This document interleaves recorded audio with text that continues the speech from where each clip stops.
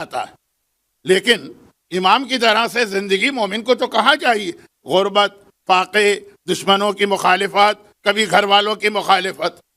وہ کل رات کی مجلس کا جو آخری واقعہ تھا، تو اس میں ایک وضاحت کر دوں کہ 7ویں امام کی سب سے زیادہ اولادیں 7ویں امام کی، تو ساری اولادیں نہیں، وہ معصومہ قم بھی انہی اولادوں میں ہیں جو معصومہ نہیں ہیں مگر اتنی قریب ہیں عصمت کے کہ معصومہ کہلاتی ہیں۔ تو خیر، خلاصہ یہ کہ یہ والی زندگی تو کسی مومن کو نہیں چاہیے کہ ہر وقت نماز بھی پڑھنا ہے، جب وقت نماز آ جائے روزے بھی رکھنا ہے، اپنے مال کا بڑا حصہ خرچ کرنا ہے، خالی خمس و زکوٰۃ نہیں۔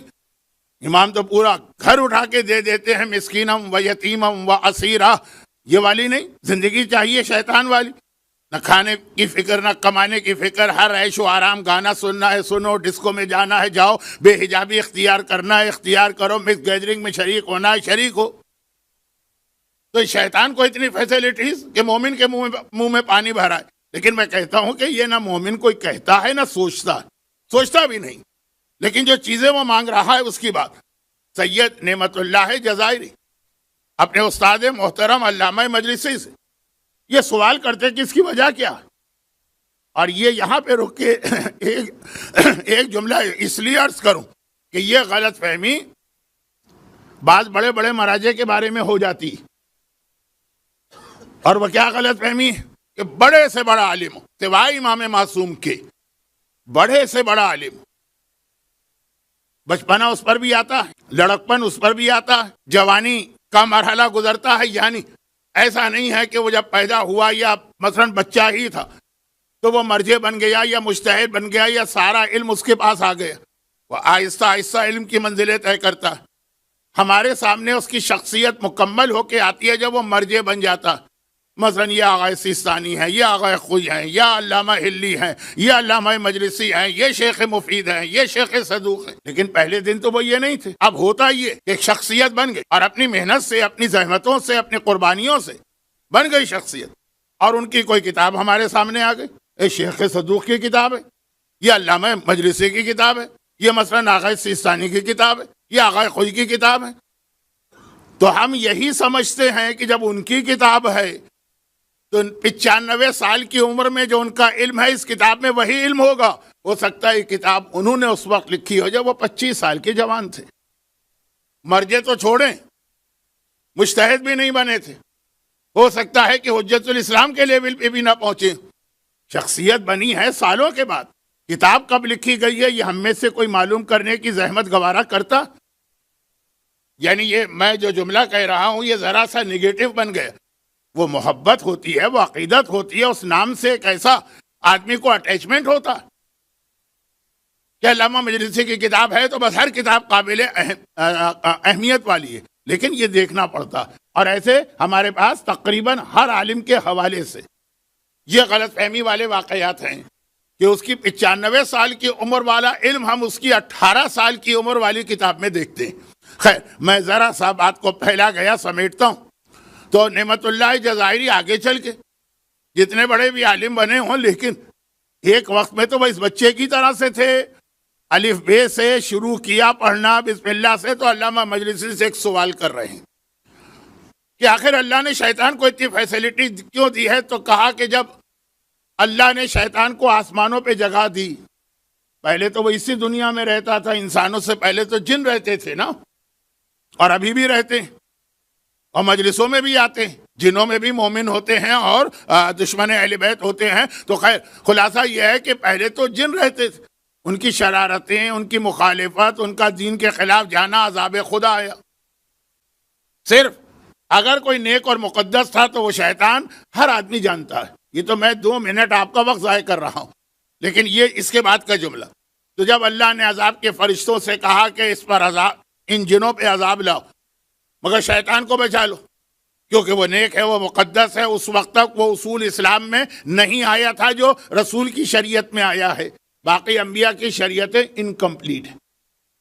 نعوذ باللہ نہ ان کی شریعت کی توہین کر رہا ہوں نہ ان کی توہین کر رہا ہوں. وہ ہے کہ آج رات کو ہم کھڑے ہو کے کہیں گے السلام علیکم یا وارث آدم صفی اللہ وارث نوح نبی اللہ وارث ابراہیم خلیل اللہ وارث موسیٰ کلیم اللہ وارث عیسیٰ روح اللہ. ان تمام انبیاء کا وارث ہے آقا حسین.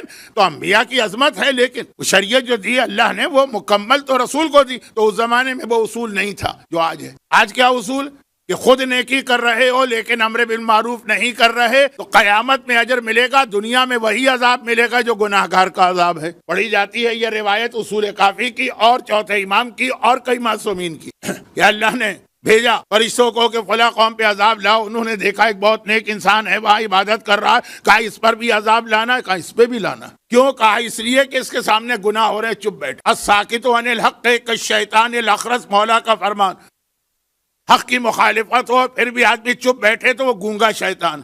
مگر دوسری جانب اسلام میں تقیہ بھی ہے کہ عام حق تو چھوڑیں، جو مکمل حق ہے اس کی بھی مخالفت ہو تو خاموش رہنا. مولانا یہ آپ کیا ہمیں گول گول جلیبی کی طرح گھما رہے ہیں کہ بولنا بھی ہے اور چپ بھی رہنا ہے، یہ بھی غلط ہے وہ بھی غلط ہے. اسی کا نام پولیس سے رات ہے. نہ ذرا ادھر ہو سکتے ہیں نہ ذرا ادھر. تو سہارا کون دے گا؟ سہارا دے گا تقلید کا انسٹیٹیوشن. وہ آپ کو بتائے گا کہ اس وقت کون سی حدیث عمل والی ہے، خاموشی والی حدیث پہ عمل کرنا ہے کہ بولنے والی حدیث پہ عمل کرنا ہے. اسی کا نام ہے تقلید. اور اسی ادارے کا ہیڈ ہوتا ہے مرجع وقت. تو خیر حدیثیں آپ کے سامنے میں نے دونوں رکھ دی. ایک حدیث کہہ رہی ہے خاموش نہ رہو، ایک حدیث کہہ رہی ہے بول نہیں سکتے ہو. مولا کا مشہور فرمان ہے کہ اگر تم سے یہ کہا جائے کہ مجھے برا بھلا کہو تو یہ بھی کرنا شروع کر دو. یہ بھی ایک حدیث ہے وہ بھی ایک حدیث ہے. تو خیر یہ تو ضمناً آج کل کے حالات میں جہاں جہاں مجھے موقع ملتا ہے ایک آج جملہ میں مرجعیت کی اہمیت کا بتا دیتا ہوں. یہاں بات ہے شیطان آسمانوں پہ جا رہا، پوری قوم میں واحد نیک انسان تھا، انسان تو نہیں جن، واحد ایک اللہ کی ایک نیک مخلوق تھا. جب وہ چلا تو پورے ساتوں آسمانوں سے گزرا. اللہ نے گھر بھی اس کو جبرائیل کے پڑوس والا دیا. تو ہر جگہ اس نے ایک بورڈ لگا دیکھا، ان اللہ لا یضیع اجر المحسنین، ان اللہ لا یضیع اجر المحسنین، ان اللہ لا یضیع اجر المحسنین. جو نیکی کرتا ہے اللہ اس کے اجر کو کبھی ضائع نہیں کرتا. ایک عام انسان بھی اگر غیرت مند ہو اور اس کے ساتھ کوئی آدمی اس کے فیور والا کام کرے گا وہ ضرور اس کا بدلہ دے گا، یعنی ریوارڈ دے گا، اچھا بدلہ دے گا. بے غیرت بے حیا کی بات اور ہے. وہ شمر جیسا کہ آقا حسین نے ہی اس کو قید سے رہا کروایا اور وہی آقا حسین کے سینے پہ بیٹھا ہوا کند خنجر چلا رہا ہے. مومن تو کبھی ایسا نہیں ہوتا. مومن چھوڑے عام انسانوں میں بھی جو غیرت مند ہے. تو خیر روایت میں ہے کہ اللہ سے زیادہ غیرت مند کوئی نہیں ہے. ساری روایتیں تشریح طلب ہیں لیکن وقت نہیں ہے. تو خلاصہ یہ ہے کہ جب وہ یہ دیکھتا ہوا چلا کہ ہر نیکی کرنے والے کو اجر ملتا ہے، اور میں نے بہرحال نیکیاں تو کی تھی، اور جب یہ نیکیاں کر رہا تھا اس وقت میں ٹھیک بھی تھا. یہ ایک بہت بڑا مسئلہ عالم اسلام میں 1200 نہیں 1300 نہیں 1400 سال سے زیر بحث ہے کہ ایک ساری زندگی نیکی کرنے والا جو ہے بعد میں اگر بدل جائے تو اس کی نیکیوں کا اسٹیٹس کیا ہوگا. لیکن بہرحال اگر اس وقت، اور یہ بہت بڑا مسئلہ اسے معمولی نہ سمجھیے، ابو الحسن شلغمانی، ابو الخطاب ایک نام ہے راویوں کا. کون راوی؟ عام راوی نہیں ہے، امام کے شاگرد ہیں. عام شاگرد نہیں ہے، بڑے قابل احترام شاگرد ہیں جن کے لیے امام نے کہا ان سے علم لو. امام کی زندگی ہی میں گمراہ ہو گئے. تو وہاں پہ یہ مسئلہ ہوا کہ امام نے منع کر دیا، اب یہ گمراہ ہو گیا. لیکن مولا جب تک یہ گمراہ نہیں ہوا تھا اس وقت تک کی جو اس کی حدیثیں ہیں، خاص طور پر ابو الحسن شلغمانی، یہ امام زمانہ کے نائبین کے دور میں تھا. حسین ابن رو کے ساتھی تھے، حسین ابن رو، اور اتنی خدمت کی تھی اس زمانے میں. کتاب لکھنا، انہوں نے اتنی کتابیں لکھی تھی کہ ہر شیعہ کے گھر میں کتاب تھی. جب یہ گمراہ ہو گئے کہ امام نے ان کو کیوں بنایا نائب، مجھے کیوں نہیں بنایا، تو پھر امام نے کہا خبردار اس آدمی سے ہوشیار رہنا، آج سے اس کی کوئی بات قبول نہ کرنا. لیکن مولا جو کتابیں یہ پہلے لکھ چکے ہیں ہمارے گھر میں ہیں، ہمارے بچے پڑھتے ہیں، اس میں واجبات کا بیان ہے، اس میں حرام کا بیان ہے، اس میں ساری وہ چیزیں. بلکہ بہت سارے علماء کا کہنا ہے کہ ہمارے یہاں جو ایک مشہور کتاب ہے فقہ الرضا، وہ 8ویں امام کی کتاب کوئی تھوڑی ہے، وہ تو ان کی کتاب ہے ابو الحسن شلغمانی.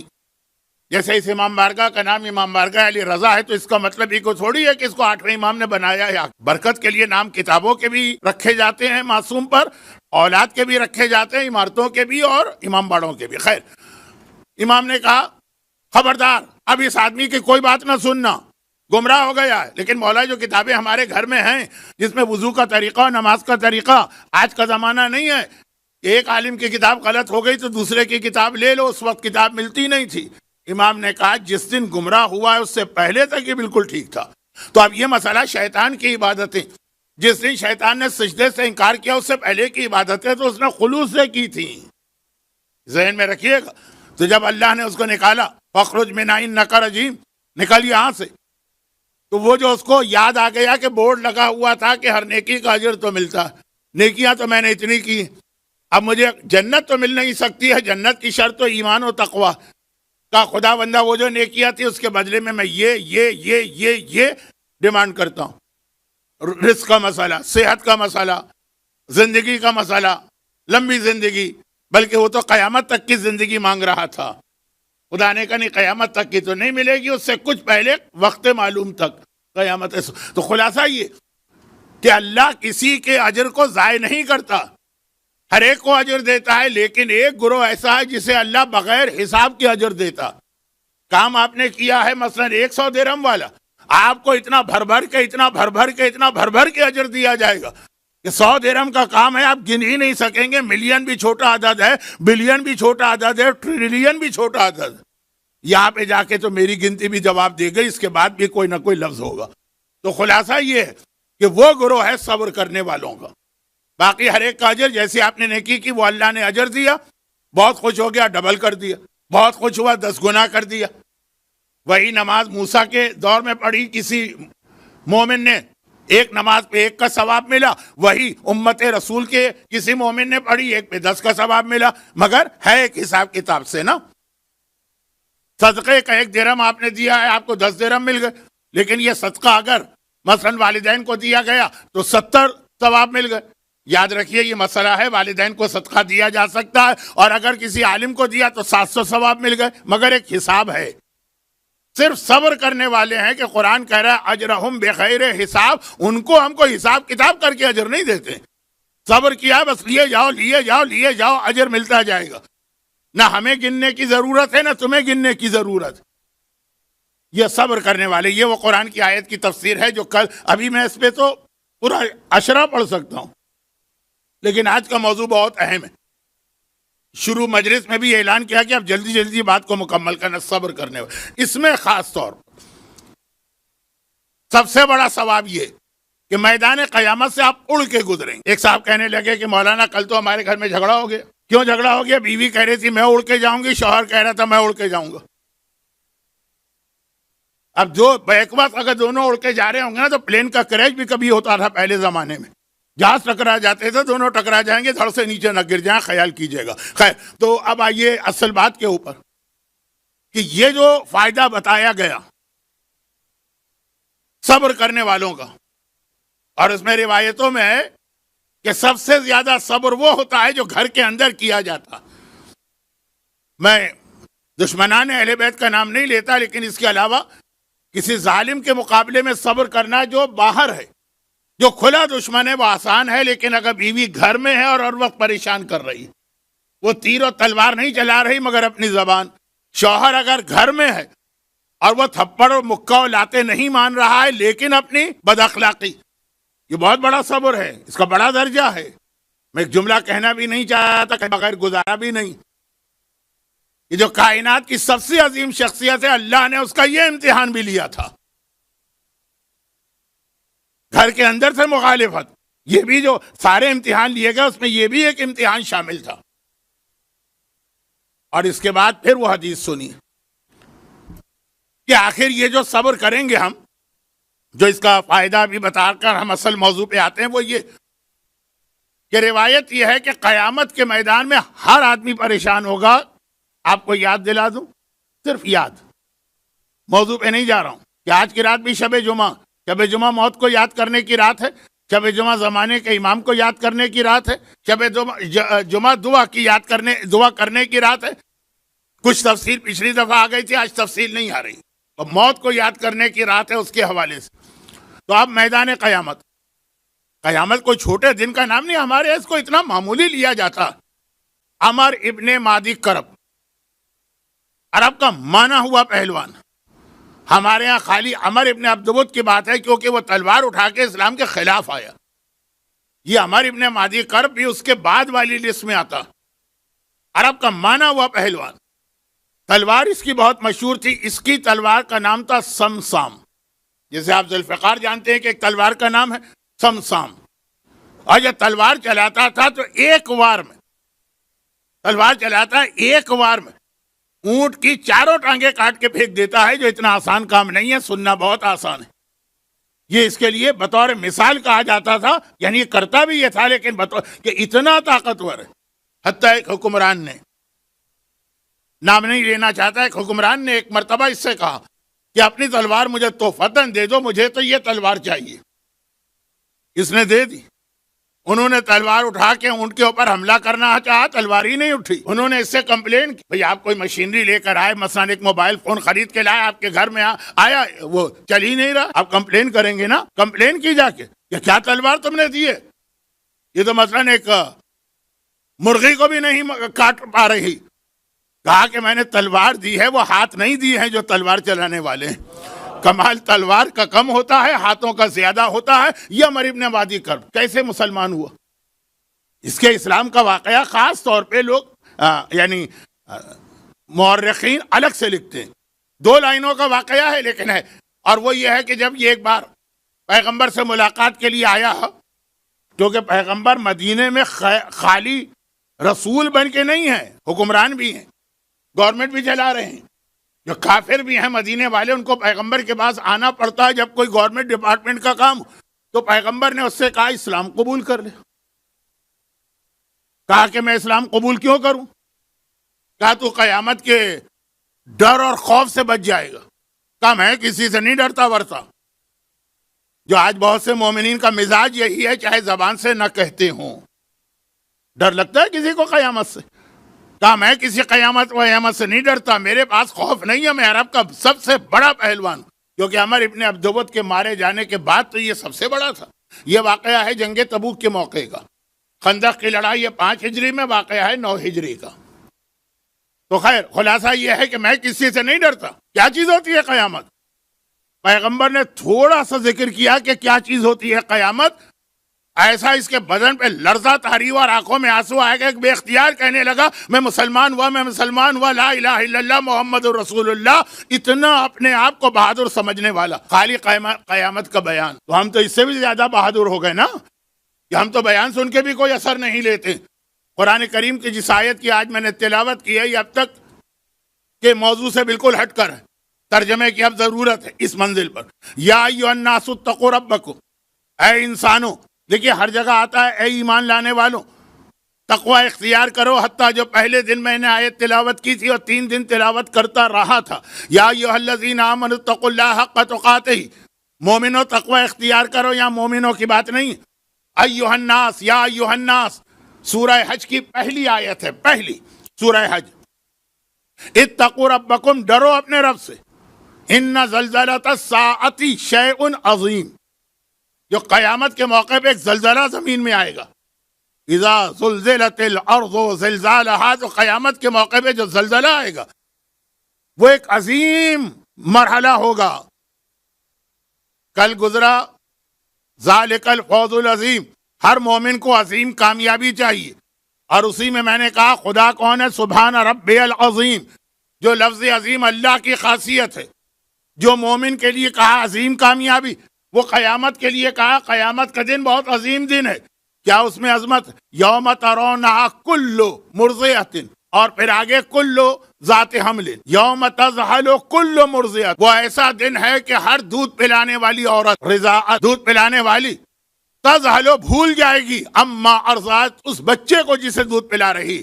مائیں اپنے دودھ پیتے بچوں کو بھلا دیں گی. وتضع ذات حمل حملھا، حاملہ عورتوں کے حمل گر جائیں گے.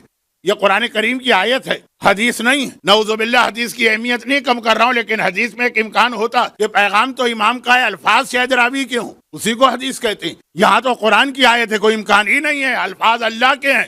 تذہلو, بھول جائے گی دودھ پلانے والی عورت اپنے بچے کو, وہ تضع کل ذات حمل, اور گر جائیں گے حمل, ذات حمل کے جو حاملہ عورتیں ہیں پریگننٹ, اور ترناس, ایسا نہیں ہے خالی عورتوں کی, تو ایک ایکسٹریم کیفیت ہے کہ ماں اپنی اولاد کو بھول جائے, ورنہ ماں تو جہنم کی آگ میں بھی جل رہی ہو تو اولاد کو یاد کرتی, مگر ایسا امتحان کہ ماں اپنی اولاد کو بھول گئی. اور پھر کہا وَتَرَى النَّاسَ بِسُکَارَىٰ, تمام انسان تمہیں نشے میں نظر آئیں گے.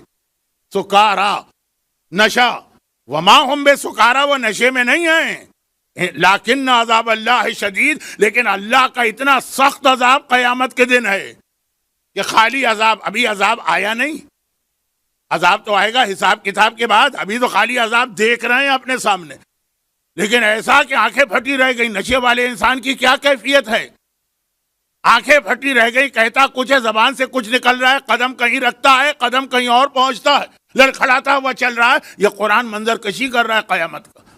اور پھر پیغمبر کی حدیث آئی, مگر پیغمبر کی حدیث, مگر کہا کہ جب اتنا سخت مرحلہ, اب یہ ایک آیت میں نے تلاوت کی ہے, یعنی آیتیں تو 2 ہو گئی سورہ حج کی, لیکن ایک سلسلہ, ورنہ 30واں پارہ بھرا پڑا.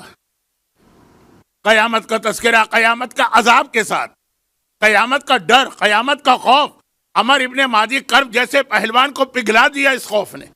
مگر پیغمبر نے کہا 3 عورتیں ایسی جو روز قیامت میری بیٹی فاطمہ کے ساتھ قبر سے اٹھائی جائیں گی, پورا میدان قیامت میری بیٹی کے ساتھ رہیں گی, پلے صراط سے میری بیٹی کے ساتھ گزریں گی, جنت میں میری بیٹی کے ساتھ داخل ہوں گی. اب آگے ہمیں کچھ کہنے کی ضرورت نہیں ہے کہ جہاں خاتون جنت سیدہ نساء عالمین رسول کی بیٹی تمام امت کی, تمام امت کے گناہگاروں کی شفاعت کرنے والی فاطمہ ہوگی, وہاں کوئی عذاب قریب پھٹک بھی سکے گا؟ بلکہ میرے اعتبار سے تو عذاب اور فاطمہ کا لفظ ہی توہین سیدہ, مگر صرف اس لیے کہ حدیث میں آیا کہ 3 عورتیں ایسی ہیں, اور اس میں پہلی عورت, صرف پہلی عورت, صرف پہلی عورت بتانا, کیونکہ آج کل یہ حدیث دوبارہ پڑھی جانے لگی ہے. میں تو 45 سال پہلے پڑھا کے فارغ ہو چکا ہوں. کہا پہلی عورت صبرت علی سوء خلق زوجہا, جو اپنے شوہر کی بد اخلاقی پر, بدتمیزی پر صبر کرتی ہے اور خاموش رہتی ہے اور کوئی جواب نہیں دیتی. یہ جو ہے نا کہ اجر ملے گا بغیر حساب. اب جو ہمارا عقیدہ ہے اس کو بھی اس سے ملائیے کہ اللہ ایک طرف ہمیں سارا اجر دے دے, اور دوسری جانب کہے یا یہ اجر لے لو یا جنت میں معصوم کا پڑوس لے لو. ہم کہیں گے نہیں چاہیے ہمیں وہ اجر, نہ کوثر, نہ حوریں, نہ غلمان, نہ وہ سونے چاندی کے محل, نہ وہ دودھ اور شہد کی نہریں, ہمیں تو امام معصوم کی زیارت چاہیے. یہ ہمارا عقیدہ بھی ہے, اور واقعا دل میں خلوص کے ساتھ یہ خیال بھی ہے. تو اے خاتون جو تو گھبرا رہی ہے کہ میرا شوہر بہت بدتمیز ہے, بہت بد زبان ہے, بہت روڈ ہے, ذرا سی بات کے اوپر کبھی برتن توڑ دیتا ہے, کبھی میرا سر توڑ دیتا ہے. اب یہ کہ مختلف علاقوں کے مومنین مجمع میں جمع ہوتے ہیں, تو تجھے پتہ بھی ہے کہ اس کے بدلے میں تجھے اجر و ثواب کیا مل رہا, اور ثواب اور اجر اپنی جگہ. کتنی بڑی فضیلت مل رہی ہے کہ جس قیامت کے میدان نے حاملہ عورتوں کے حمل گرا دیے, دودھ پلانے والی عورتیں اپنے بچوں کو بھول گئیں, عمر ابن مادی کرب جیسا پہلوان خوف سے پگھل کے پانی بن گیا, اس قیامت کے میدان میں تو شہزادی کونین کے ساتھ ہے. اس سے بڑی تجھے اور فضیلت کیا چاہیے؟ اس کے بدلے میں تو 70 جانیں بھی اگر انسان قربان کرے تو کم ہے. یہ ایک 50 سال کی زندگی گزار لیجئے اپنے شوہر کے ساتھ. اور یہاں پہ وہ والی حدیث آ جاتی ہے جسے میں ہمیشہ پڑھتا ہوں, ہمیشہ تو نہیں, یہ تو ذرا خطابت کا جملہ بن گیا, اکثر پڑھتا ہوں, نہیں پڑھوں گا کیونکہ بات بہت لمبی ہو گئی. اور وہ حدیث اس اعتبار سے بہت اہم ہے کہ اس کی سند جو ہے نا, جو راوی, اچھا ہمارے ہاں حدیثوں میں ایک اصول یہ, اور یہ دنیا کے تمام علم رکھنے والے اور عقل رکھنے والے, علم بھی چھوڑیے عقل, ان کے پاس ایک اصول ہے. یہ جو حدیث ہمارے علماء جیسے محمد ابن یعقوب کلینی یا شیخ طوسی یا شیخ صدوق نے جو حدیثیں نقل کی ہے نا, وہ کسی کتاب سے نہیں, انہوں نے اپنے استاد سے سنا, استاد نے اپنے استاد سے سنا. ایک سلسلہ ہوتا ہے سننے کا. تو تو جتنے کم آدمی بیچ میں ہوں گے اتنا خبر اتھینٹک ہو جاتی ہے.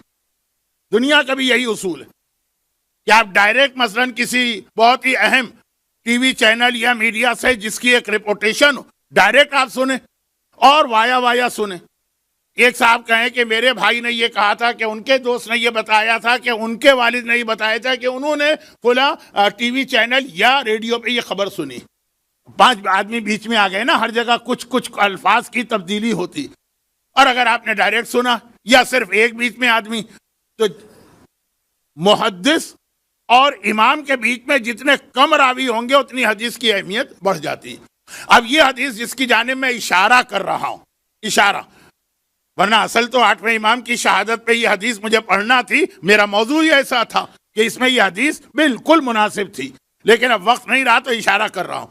وہ یہ ہے کہ یہ حدیث شیخ صدوق نے سنی اپنے استاد سے, انہوں نے سنی اپنے استاد سے, انہوں نے سنی اپنے استاد سے. بس 3 آدمی ہیں بیچ میں. بلکہ بیچ کے راوی کم کرنے کے لیے ہمارے علماء لمبے لمبے سفر طے کرتے تھے,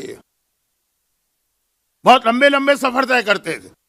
مثلا یہ ایک عالم ہے, اب ہیں واقعات ہیں, حتیٰ ہندوستان تک کے واقعات ہیں کہ اس نے اپنے استاد سے ایک حدیث سنی, استاد نے کہا مثلا کہ میں نے آغا محسن حکیم سے یہ حدیث سنی. اب یہ عالم ایک راوی کم ہو جائے, میرا استاد ڈائریکٹ چلا جائے گا نجف اور آغا محسن حکیم سے وہی حدیث سنے گا. پہلے 2 راوی تھے, اب ایک رہ گیا. راوی کم کرنا تاکہ حدیث اتھینٹک ہوتی چلی جائے, یہ ایک بہت اہم علمی اور دلچسپ موضوع. صرف 3 راوی, یہ بہت اہم بات ہوتی ہے, صرف 3 راوی. تو تیسرا راوی کہتا ہے میں نے یہ حدیث سنی شاہ عبد العظیم سے. چوتھے راوی بن گئے, لیکن شاہ عبد العظیم تہران کی زیارتوں میں اتھینٹک زیارت تو صرف شاہ عبد العظیم کی ہے. وہ جو کوہ شہر بانو ہے, اب تو ہر ایک کو پتہ چل گیا وہ نسبت ہے, لیکن جناب شہر بانو کا روضہ وہاں نہیں. جب آپ مشہد اور قم کی زیارت کو جاتے ہیں تو یوجولی تہران بھی آپ جاتے ہیں, اور صرف شاہ عبد العظیم کی زیارت کے لیے. تو آپ شاہ عبد العظیم بہت اہم ایک امام زادے ہیں, اسی امام کی اولاد سے ہیں جس امام کی کسی اولاد کو آج کل لوگ ڈھونڈتے پھر رہے ہیں کہ مرمرا گئی کہ کیا ہوا ہے, وہ بحث چھوڑی. امام حسن کی اولاد میں شاہ عبد العظیم, بلکہ اس پورے علاقے کا نام ہی شاہ عبد العظیم ہے. جو پہلے کتابوں میں نظر آئے گا کہ تہران جاؤ تو باہر جا کے اس گاؤں کی بھی زیارت کرو, اب یہ تہران کا, یہ شاہ عبد العظیم 9ویں امام کے صحابی ہیں. یعنی امام 9ویں امام حسین کی اولاد میں چل رہا ہے سلسلہ امامت, اور شاہ عبد العظیم امام حسن کی اولاد میں, اور صحابی ہیں. تو انہوں نے کہا کہ میں نے اپنے کانوں سے سنا 9ویں امام کو. 3 راوی تھے شیخ صدوق اور شاہ عبد العظیم کے بیچ میں. شاہ عبد العظیم ایک ایسے امام زادے ہیں جن کی خصوصی اہمیت ہے. اس مجمع میں جتنے سادات کرام بیٹھے ہیں یہ سب امام زادے ہیں, مگر بعض امام زادے جناب عباس, جناب زینب, جناب علی اکبر, معصوم قم خصوصی اہمیت ہے. یعنی اس مجمع میں بیٹھا ہوا سید بھی کہے گا کہ مولانا مجھے ان سے نہ ملائیے. تو شاہ عبد العظیم بھی ایسے ہی ہے, یعنی اتنی فضیلت. وہ کہتے ہیں کہ میں نے 9ویں امام سے سنا, 9ویں نے مجھے بتایا کہ میں نے اپنے بابا 8ویں سے سنا, اور سلسلہ وہی چلا. اور انہوں نے مجھے بتایا کہ میں نے اپنے بابا 7ویں سے سنا, انہوں نے کہا میں نے اپنے بابا 6ٹھے سے سنا, انہوں نے کہا میں نے اپنے بابا 5ویں سے سنا, انہوں نے کہا میں نے اپنے بابا 4تھے سے سنا, انہوں نے کہا میں نے اپنے بابا حسین ابن علی سے سنا, انہوں نے کہا میں نے اپنے بابا علی ابن ابی طالب سے سنا. عموماً جب یہ سلسلہ چلتا ہے نا, حسین تک آتا, امام حسین تک, نعوذ باللہ توہین کا انداز نہ ہو, جب امام حسین تک آتا ہے تو پھر سیدھا رسول پہ جاتا کہ امام حسین نے کہا میں نے اپنے جد سے سنا. یہ حدیث میں ایسا نہیں. امام حسین نے کہا میں نے اپنے بابا علی ابن ابی طالب سے سنا. کیوں یہاں مولا کا نام آیا سنیے. اب یہ دیکھیے حدیث کتنی اہم بنی, اور راوی کتنے کم ہیں. ہم تک پہنچانے والا شاہ عبد العظیم, انہوں نے سنا 9ویں سے. اور پھر سلسلہ کہ مولا کہتے ہیں کہ ایک دن میں فاطمہ کے ساتھ رسول اللہ کی خدمت میں حاضر ہوا.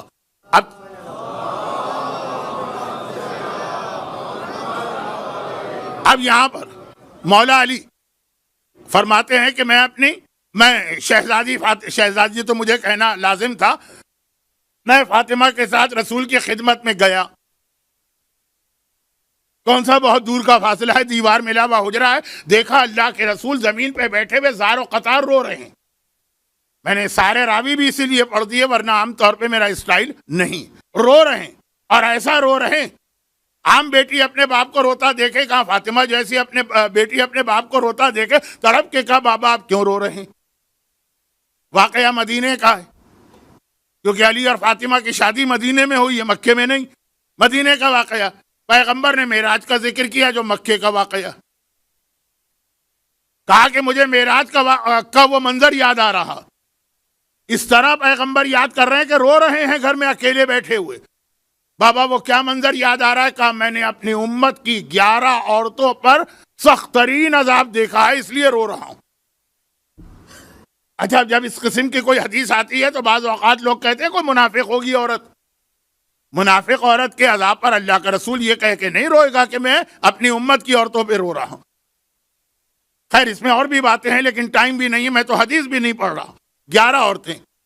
شہزادی نے تڑپ کے کہا وہ کون سی 11 عورتیں ہیں؟ تو ایک دو باتیں سن لیجیے جو میرے موضوع سے متعلق ہیں، ورنہ میں پوری 11 عورتوں کی تفصیل بتاتا. یہ حدیث بہت پڑھی جاتی، بلکہ اب تو خواتین ذاکرہ بھی یہ حدیث بہت پڑھتی.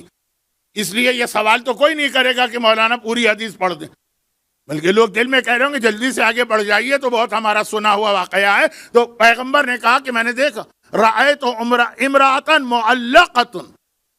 معلقة بلسانها ورأيت امرأة معلقة بشعرها ورأيت امرأة راسها كراس الخنزير وبدنها كالبدن الحمار. کہا میں نے ایک ایسی عورت کو دیکھا جسے اس کے بالوں کی مدد سے باندھ کے لٹکایا گیا تھا، اور ایک ایسی عورت کو دیکھا جس سے اس کی زبان میں سوراخ کر کے زبان کے ذریعے لٹکایا گیا تھا. اور اس میں جملہ تھا وَيُصَبُّ الْحَمِيمُ فِي حَلَقِهَا. اور حمیم، آج بھی سورہ واقعہ آپ نے جو تلاوت کر کے آئے ہوں گے، جہنم کا کھولتا ہوا پانی وہ ان کے حلق میں ڈالا جا رہا تھا، جہنم کا کھولتا ہوا پانی. اور میں نے اس عورت کو دیکھا کہ جس کا سر خنزیر کا تھا اور بدن حمار گدھے کا تھا. تو اب پوری 11 عورتیں ہیں، میں نے تو 3 بھی بہت جلدی جلدی پڑھی. گھڑی کی سوئیاں، یہاں کے حالات، شب جمعہ، ماتم کرنے والے زیادہ ماتم کرنا چاہتے ہیں. خلاصہ شہزادی نے گھبرا کے کہا یا بتا یا حبیبی وقرۃ عینی. شہزادی کے جملے، اے میرے پیارے بابا، اے میری آنکھوں کی ٹھنڈک، آخر ان عورتوں پہ یہ عذاب کیوں آئے؟ تو اب بغیر حدیث سنے ہوئے پہلی 2 چیزیں تو آپ سمجھ گئے. کہا کہ پہلی عورت جس کو اس کے بالوں سے لٹکایا گیا یہ اپنے بال نامحرم سے نہیں چھپاتی، چاہے وہ نامحرم اس کو شاپنگ مال میں ملے اور چاہے وہ نامحرم اس کے گھر میں دیور کی شکل میں ہو. بہرحال نامحرم. تو جو اپنے بال نہیں چھپاتی ہے جو بے حجاب عورت ہے. اور دوسری عورت جسے اس کی زبان میں سوراخ کر کے لٹکایا گیا ہے اور حلق میں حمیم جہنم کا کھولتا ہوا پانی ڈالا جا رہا، سبا یسبو ٹپکایا جا رہا. یہ وہ عورت ہے جو اپنی زبان سے اپنے شوہر کو اذیت پہنچاتی ہے. جیسا کہ میں نے کہا کہ اس میں بعض امتحان امامت اور رسالت کے بھی اللہ نے لیے. اور تیسری عورت جس کا سر خنزیر جیسا ہے، کل مرغی خنزیر بنی تھی، آج عورت. نہ کل میں نے کسی کو خنزیر بنایا نہ آج. وہ بھی رسول اللہ کی حدیث تھی، یہ بھی رسول اللہ کی حدیث. کہا یہ وہ عورت ہے جو گانے بجانے کی شوقین ہے اور حسد کرنے والی ہے. عورتوں میں یہ جذبہ زیادہ ہوتا ہے، مردوں میں بھی کم نہیں ہوتا ہے. آفیسز میں کام کرنے والوں کو پتا ہے کہ حسد کی وجہ سے کیسے کیسے ایک دوسرے کے راستے کو کاٹا جاتا ہے. تفصیل میں نہیں جا رہا. اور وہ عورت ہے یہ جو جھوٹ بہت بولتی. اچھا 4 لفظ ہیں. اچھا یہ 2 الگ عذاب میں نے ملا دیے. کہا یہ اور اس کے بعد امراۃن صورتہا کا صورت الکلب، اسے کتے کی شکل میں بھیجا گیا ہے میدان قیامت میں.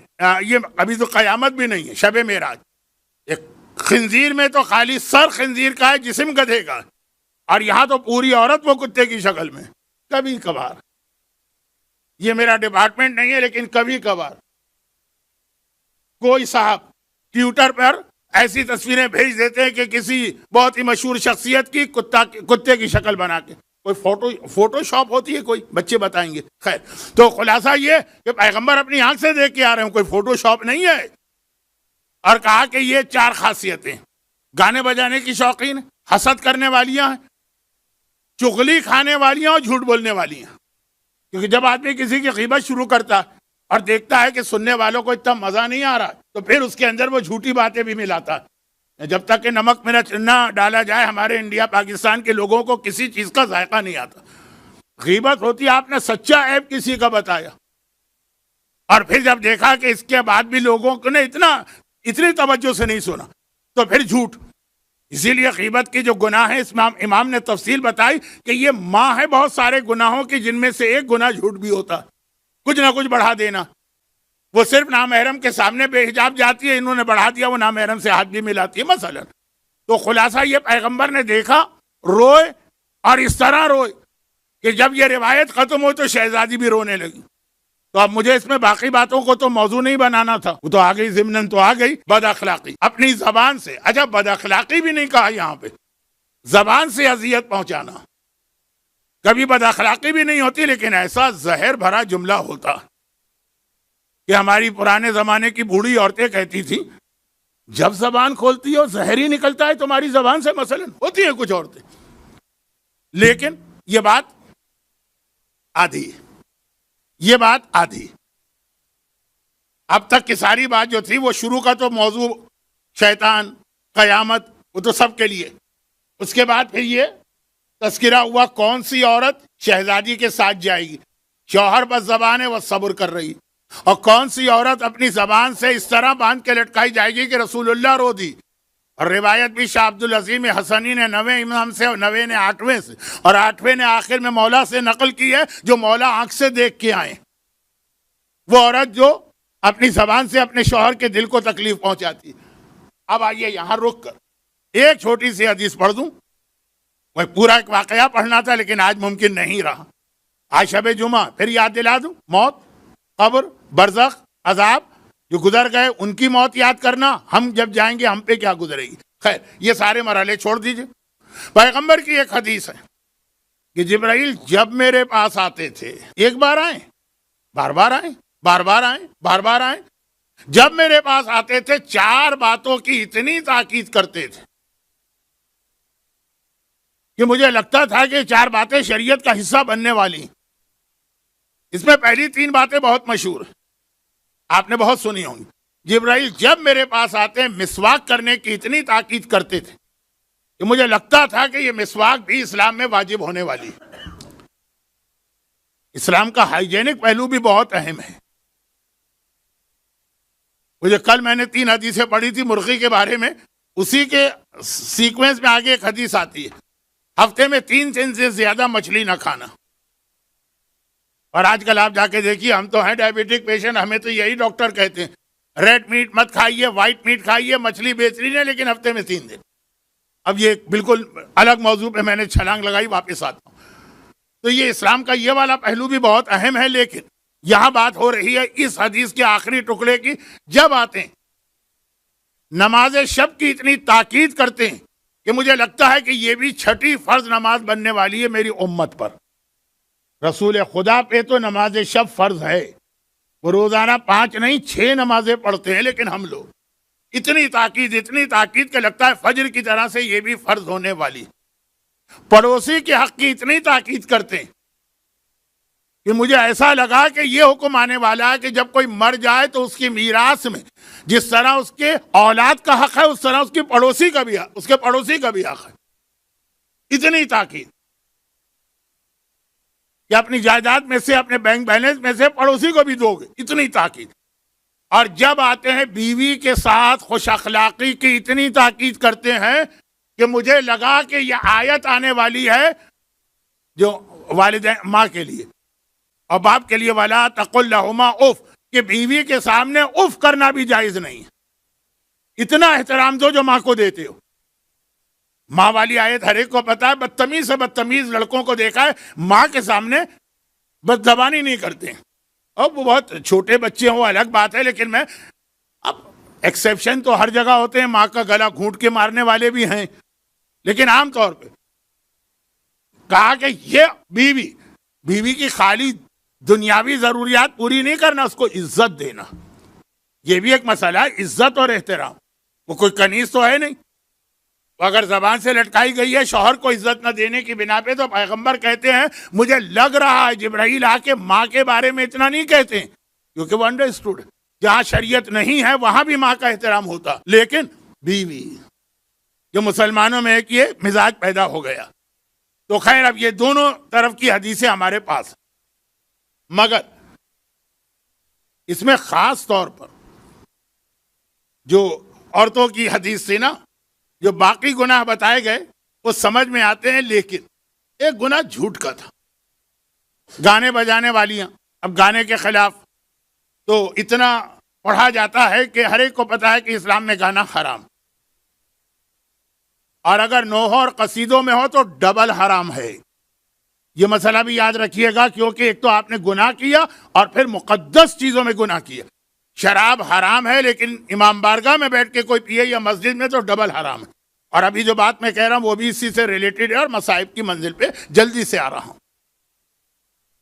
گرچہ چہلم بہت قریب ہے، زیادہ مصائب پڑھنے چاہیے، لیکن وقت ہاتھ سے نکل گیا۔ شب چہلم اور چہلم کا دن، اس میں مصائب ذرا لمبے ہوں گے، آج بھی مختصر رہیں گے، کیونکہ آج کا دن تو ایسا ہے کہ ماتمیوں کا دل چاہتا ہے کہ ہر شب جمعہ ماتم کرے، اور پھر چہلم سے پہلے کی آخری شب جمعہ۔ تو جلدی سے بات، گانا، حسد، چاہے حسد کرنے والے ہوں لیکن ان کو پتا ہے کہ اسلام کا یہ بدترین گناہ، چغل خوری، سمجھ میں آتا ہے جھوٹ میں مجھے ایک بات عرض کرنا تھا، کیونکہ آج کی رات شب جمعہ میں موت کے علاوہ امام کو بھی یاد کرنا۔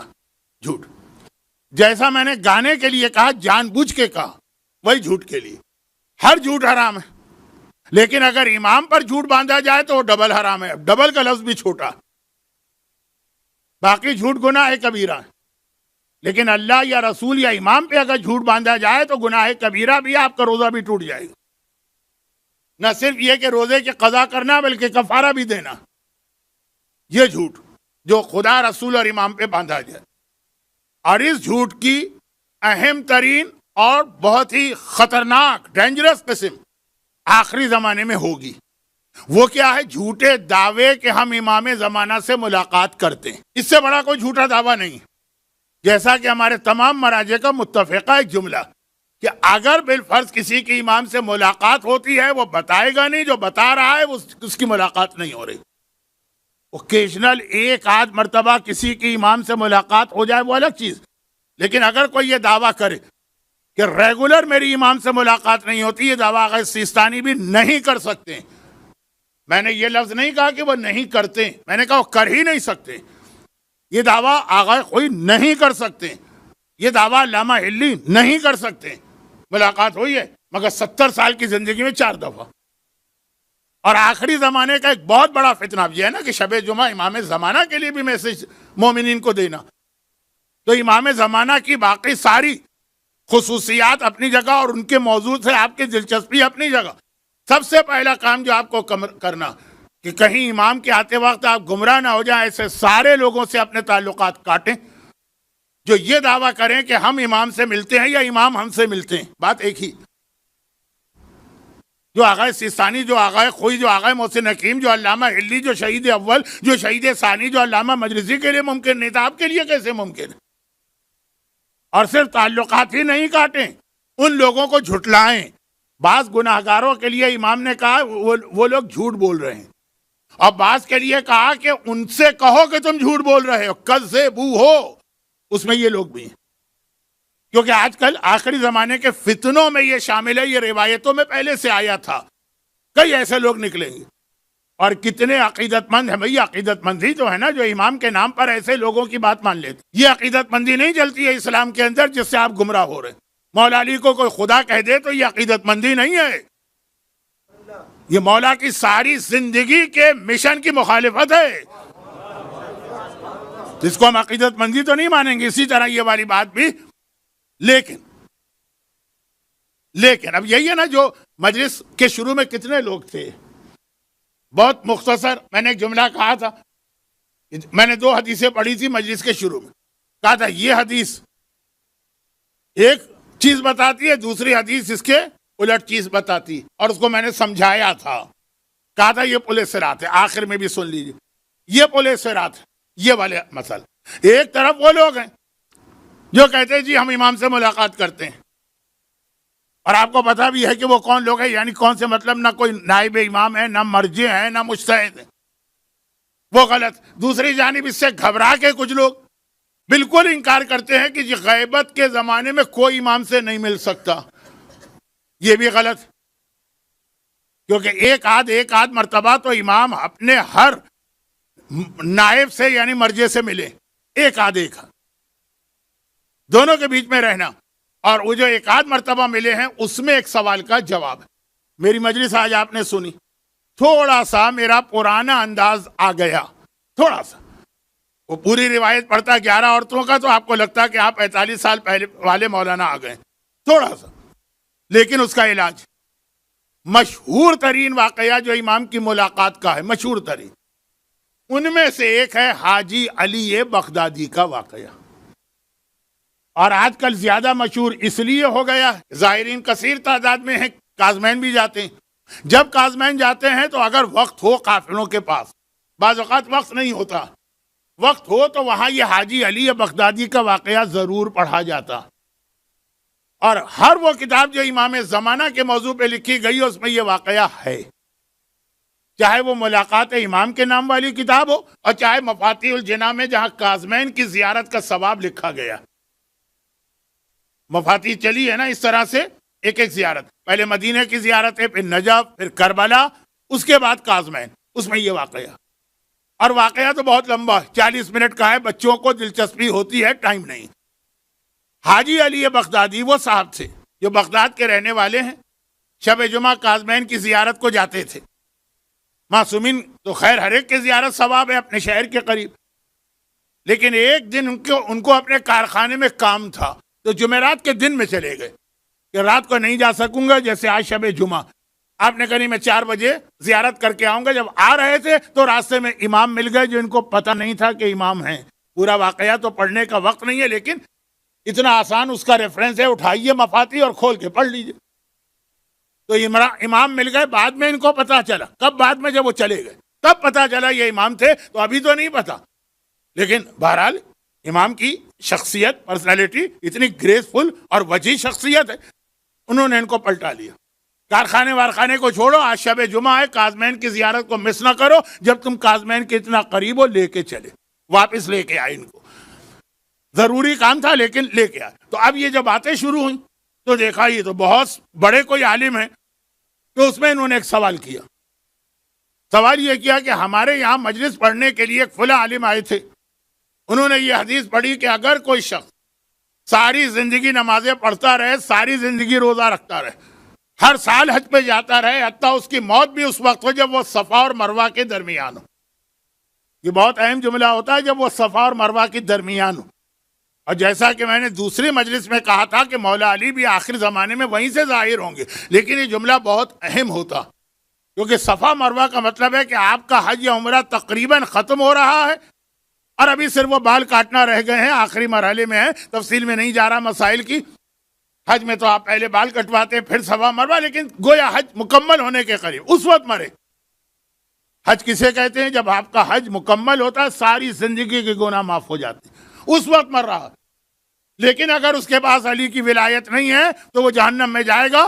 اس شخص نے جو بعد میں پتا چلا کہ امام ہیں، تصدیق کی، کہا یہ جو تمہارے یہاں کے عالم نے پڑھا، انہوں نے کہا میری سمجھ میں نہیں آتا.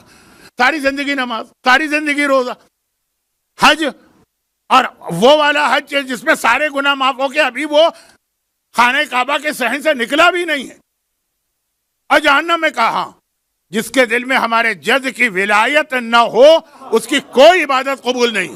ایک بات اب آگے بڑھی.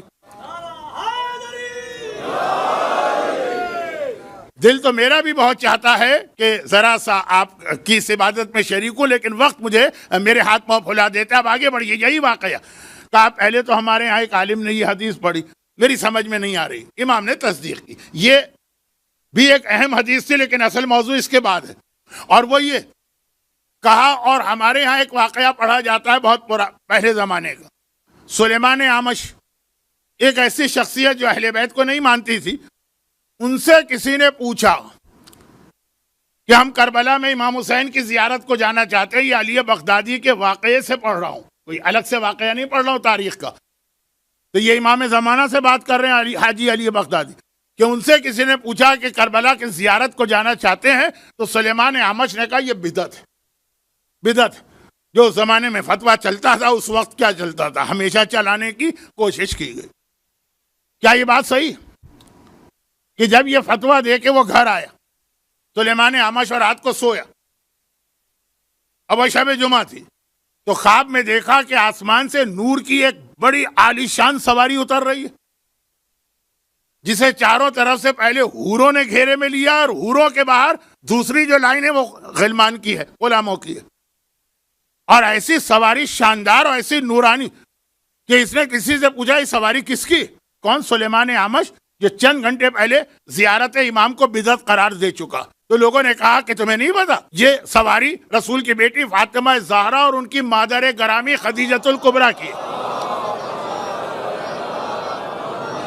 فاطمہ اپنی ماں کے ساتھ ہیں اس سواری میں، خدیجۃ الکبریٰ کا نام بہت کم آتا ہے، لیکن جب آتا ہے بہت اہم بنتا ہے، کیونکہ غالباً اب میں کوئی ریسرچ پیپر نہیں پڑھ رہا، رسول خدا کے دور کی یہ واحد شخصیت ہے جس پہ تمام مسلمان ان کی عظمت پہ متفق ہیں۔ جناب خدیجہ کے حوالے سے کسی میں کوئی اختلاف اور ڈسپیوٹ نہیں ہے، تو شہزادی اپنی ماں کے ساتھ ہیں۔ کہا اچھا تو یہ نور کی سواری آسمان سے اتر کے آ رہی ہے، شہزادی ماں کے ساتھ ہے، کیوں آ رہی ہیں؟ کہا کہ آج شب جمعہ ہے، وہ کربلا کی زیارت کو جا رہی ہیں۔ اور اس نے پھر دیکھا سلیمان اعمش نے، اور امام زمانہ سے یہ سوال کر رہا ہے حاجی علی بغدادی کہ وہ جو نور کی سواری ہے اس سے کاغذ پرچے پھینکے جا رہے ہیں، اور ان پرچوں پہ لکھا ہے امان امان امان لزوار الحسین یوم القیامہ، جو حسین کی قبر کی زیارت کرتا ہے وہ ہر قسم کی عذاب، اور خصوصاً قیامت کے عذاب سے محفوظ ہو گیا۔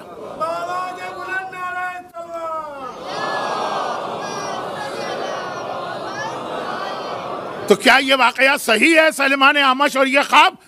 وہ اس شخصیت کی آنکھوں میں آنسو آ گئے اور کہا، اب دیکھیں یہ چند جملے تھے جو ان کو بعد میں کلک ہوئے کہ یہ جملے تو صرف امام کہہ سکتے ہیں، کیونکہ پھر انہوں نے کہا یقیناً میرے جد کی زیارت کا اتنا ہی ثواب ہے، اور ہر شب جمعہ میری جد کی زیارت کو میری جدہ اور خدیجہ طاہرہ آتی ہیں۔ تو اب انسان اگر جو آج کے مجلس کا عنوان تھا کوئی عذاب والا کام کر بھی لے، تو عذاب کے کام کو معاف کرانے کے طریقے بھی ہیں، اور ان میں اہم ترین طریقہ، اور آج ہمارے کتنے جاننے والے آسٹریلیا سے لے کے امریکہ تک، اور نیوزی لینڈ کے شہر آکلینڈ سے لے کے سیاٹل اور لاس اینجلس اور سان فرانسسکو تک کے کربلا پہنچ چکے ہیں تقریباً۔ اکثر لوگ تو وہ جو پیدل 40 واک ہے وہ بھی اختتام کو پہنچا چکے ہیں، وہ پہنچے ہوں گے اس وقت ذریعے امام پر، اور آج کی رات شب جمعہ بھی ہے، چہلم بھی اتنا قریب اور شب جمعہ بھی، اور وہ یہ زیارت کر رہے ہوں گے اور اپنی زندگی بھر کے گناہوں کو معاف کرا رہے ہوں گے۔ خواتین یہ عہد کر رہی ہوں گی کہ شوہر کو اسی انداز سے ٹریٹ کرنا ہے جو شہزادی فاطمہ نے بتایا، مرد یہ عہد کر رہے ہوں گے اسی طرح زندگی گزارنا ہے جیسے مولا علی نے بتائی۔ لیکن اس کثیر تعداد میں کہ 25 ملین زائر پہنچے، پھر بھی جتنے پہنچے اس سے کئی گنا زیادہ ہیں جو نہیں پہنچ پائے۔ ہر ایک کی اپنی کچھ مجبوریاں ہوتی ہیں، شریعت نے جو اہم ترین فرائض ہے اس میں بھی گنجائش رکھی، نہیں پہنچ پائے۔ وہ یہ اطمینان رکھے کہ اردو کا ایک محاورہ ہے، اہل بیت کے حوالے سے غلط ہوتا ہے۔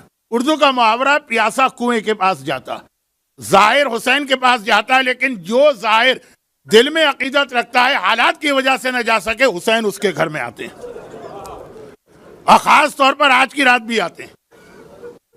اگر آپ نے آج زیارت پڑھی امام کی، چاہے زیارت وارثہ پڑھیں جو اکثر لوگ پڑھتے ہیں، چاہے صرف ایک جملہ کہہ دیں السلام علیکہ یا ابا عبداللہ، وہ آپ کے سلام کا جواب دینے کے لیے آپ کے گھر میں آئیں گے، کنواں پیاسے کے پاس آئے گا، خلوص کے ساتھ حسین کو پکارا جائے، اور یہ وہ طریقہ ہے۔ اب حسین تو امام معصوم ہے، حسین کے بارے میں تو جملہ کہنا غلط ہے، لیکن وہی طریقہ تو آقا حسین نے خود کہا تھا جب کربلا جا رہے تھے. کیا کہا تھا؟ میں اپنے جد کی سیرت پہ چل رہا ہوں اور میں اپنے بابا کی سیرت پہ چل رہا ہوں. اسیرو بسیرت جدی و ابی علی ابن ابی طالب.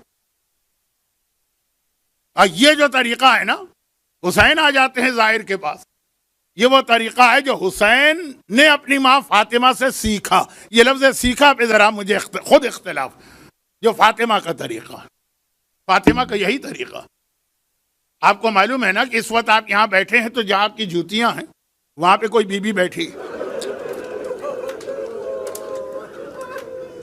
اور وہ آپ کے حق میں بال کھول کے دعا کر رہی ہے. یہ فاطمہ کا طریقہ ہے جو حسین نے اختیار کیا ہوا. جو جا سکے جنت البقیع میں شہزادی کی قبر کے قریب جائیں، جو نہ جا سکے اپنے گھر میں ایک مجلس حسین کریں. فاطمہ خود آ رہی جب ہمارے اور آپ کے پاس آ رہی ہیں. اب وہ جملے کو پورا کر دوں جو مجلس کے اختتام پہ آئے. کربلا کی زیارت کو جاتی ہیں شہزادی اپنی ماں خدیجہ کے ساتھ. اور ایک روایت ہمارے پاس آتی ہے کہ شہزادی آتی ہیں اپنی بیٹی زینب کبریٰ کے پاس. اہل بیت کی رہائی کی تاریخیں قریب آ رہی ہیں یا شاید رہا ہو چکے ہیں. زندان شام میں 1 سال بڑے مشکل گزارے. روایت ہے کہ جلتا سورج تھا تو کھال تک جھلس گئی تھی، کیونکہ جس قید خانے میں سیدانیوں کو رکھا گیا تھا وہاں کوئی چھت نہیں ہے، وہاں کوئی فرش نہیں ہے. وہاں بیویوں کے پاس جو لباس پہن کے آئی ہیں اس کے علاوہ کوئی لباس بھی نہیں ہے. کربلا میں لوٹ مار جو ہوئی ہے نا، اور اس کی دلیل میں وہ جملہ بھی ہے کہ زندان شام میں جب اس بچی کی شہادت ہوئی جس کے حال کا مرثیہ خطبے سے پہلے پڑھا جا رہا تھا، تو آخری جملہ یہ ہے کہ سکینہ کو لہو بھرے کرتے ہی میں دفن کیا گیا. یہ لہو بھرا کرتا تو وہ ہے نا جو کربلا سے شام تک سکینہ نے پہنا ہے، کوڑے کھائے ہیں، وہی خون اس کرتے میں آیا ہے. کفن تو چھوڑیں، اگر کوئی دوسرا کرتا بھی ہوتا تو وہی پہنا کے دفن کیا جاتا جس کرتے میں سکینہ کربلا سے آئی ہے. تو لفظ پورا کر دوں، مکمل کر دوں. سکینہ جلے ہوئے کرتے میں دفن ہوئی ہے، لہو بھرے ہوئے کرتے میں دفن ہوئی ہے. یہ کرتا جلا تو شام غریبہ کی آگ میں ہے اور خون سے بھرا راستے کے کوڑوں اور تازیانوں کے نتیجے میں. سکینہ تو دنیا سے رخصت ہو گئی، لیکن جو سیدانیاں ہیں، بچے ہیں، چھوٹے بچے بھی ہیں، جلتے سورج کے نیچے ہیں اور اس قید خانے کی زمین پر ہیں جو گرمیوں میں تندور کی طرح گرم ہوتی ہے اور سردیوں میں، سیریا میں سردی بھی کتنا پڑتی ہے، برف کی طرح ٹھنڈی ہے. زینب کے پاس اپنے بچوں کو سلانے کے لیے نہ کوئی بستر ہے، نہ اڑھانے کے لیے کوئی چادر ہے، اور کھلانے کے لیے مناسب غذا بھی نہیں ہے، پلانے کے لیے مقدار میں پانی بھی نہیں. 1 سال گزارے، مصائب کی انتہا. لیکن اس دوران بھی جو موضوع اصل تھا میرا 2 دن سے ہے تو اس سے ریلیٹڈ جملہ، لیکن مصائب کی منزل تو تفصیل میں نہیں جا رہا. اس کے باوجود اللہ سے فریاد نہیں ہے، اللہ سے شکوہ نہیں ہے. مصلی بچھا ہے اور اس وقت بھی سبحان ربی العظیم، سبحان ربی الاعلیٰ ہی پڑھا جا رہا. اس وقت بھی خدا کا شکر ادا کیا جا رہا. چنانچہ قید خانے کا داروغہ اور نگران جو ظالم، ایک تو ویسے ہی یہ جو جیلر ہوتے ہیں ان کے دل بہت سخت ہوتے ہیں، اور یزید نے تو چھانٹ کے ایسے جیلر کا انتخاب کیا تھا کہ اس کے دل میں، اس کے سینے میں دل نہیں تھا، پتھر کا ٹکڑا تھا. مگر اہل بیت کی مظلومیت اور اس مظلومیت میں اللہ کا شکر، اس کا دل بھی پگھل کے موم ہو گیا، اور وہ جتنا اس کے اختیار میں تھا ان قیدیوں کو رعایت دے رہا. مگر ایک حد تک نا، ایک دن آتا ہے دوڑا دوڑا میرے مظلوم آقا سجاد کے پاس، ہاتھ جوڑ کے کہتا ہے فرزند رسول، میں آپ کا شیعہ تھا بھی نہیں اور ابھی بھی نہیں، لیکن آپ سے محبت کرنے لگا ہوں. آپ ایسا تو نہ کریں نا کہ آپ کی وجہ سے میں بھی مارا جاؤں، میرے گھر والے بھی مارے جائیں، میرا گھر اکھاڑ کے پھینک دیا جائے. میرے مظلوم آقا نے سر اٹھایا، کہا تیرا جملہ بتا رہا ہے تجھے ہم سے کوئی شکایت ہو گئی ہے؟ ہمارے دشمنوں اور قاتلوں کو بھی ہم سے کوئی شکایت نہیں ہوئی، ایسا کیا ہوا؟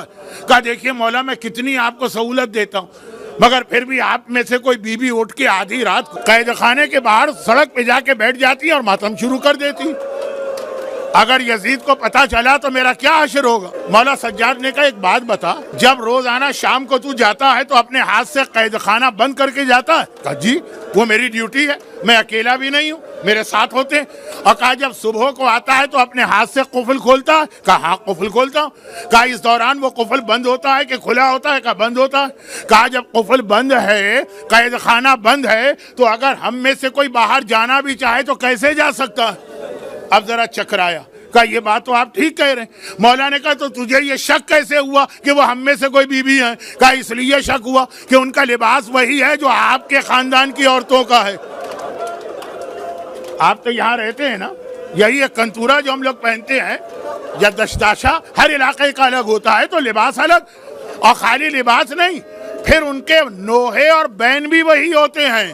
کبھی کہتی ہیں ہائے میرا عباس, کبھی کہتی ہیں ہائے میرا اکبر بیٹا, کبھی کہتی ہیں ہائے میرا اصغر بیٹا, کبھی کہتی ہیں ہائے میرا لال. لباس تو پھر بھی ایک ہو سکتا ہے, نوحہ بھی وہی ہے. مولا سجاد نے کہا اچھا آج اگر وہ بی بی نظر آئیں یا کسی دن بھی تو مجھے بلا لینا. واپس آئے قید خانے میں. زینب کبریٰ کو عصر عاشور یاد ہے. آقا حسین آخری رخصت کے وقت کہہ گئے تھے زینب میرا سجاد تیرے حوالے, سجاد کی حفاظت کرتے رہنا. زینب گھبرا گئی, بیٹا ظالم کا سپاہی اتنی دیر کیا بات کر رہا تھا؟ مولا نے تفصیل بتائی. زینب نے حیران ہو کر کہا ارے وہ کون بی ہیں؟ اچھا اگر وہ آئیں تو مجھے بھی ساتھ لے جانا. اسی رات کو آدھی رات کا وقت ہے, وہ جیلر دوڑا دوڑا آیا. کہا فرزند رسول ذرا چل کے دیکھیے آج بھی وہ بی بیٹھی ہیں. مولا سجاد تو جانتے ہیں علم امامت. آواز دی پھوپھی اماں ذرا آئیے, باہر تشریف لائیے. باہر نکلے, واقعاً ایک بی بی قید خانے کے باہر خاک زمین پہ بیٹھی ہیں, وہی نوحہ کر رہی ہائے میرا لال, ہائے میرا اصغر. سجاد جیلر کو لے کے ایک طرف چلے گئے. زینب نے دیکھا دائیں بائیں اندھیرا بھی ہے, کوئی نامحرم بھی نہیں قریب.